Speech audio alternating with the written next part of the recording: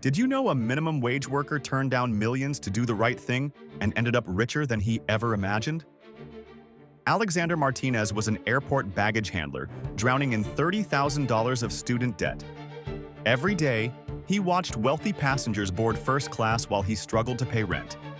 Then, one December morning, he found a forgotten briefcase in the luggage area. Inside were documents revealing a hedge fund manager's illegal insider trading scheme worth millions. Alexander realized he could use this information to make himself rich overnight. For 3 sleepless nights, he stared at those papers, knowing they were his ticket out of poverty. But thousands of innocent investors were being robbed by this corruption. He made his choice and turned the briefcase over to airport security untouched. Months later, the SEC used those documents to arrest the hedge fund manager and recover $100 million. Alexander received a $2 million whistleblower reward and full scholarship offers from 5 universities. Sometimes doing right pays better than doing wrong.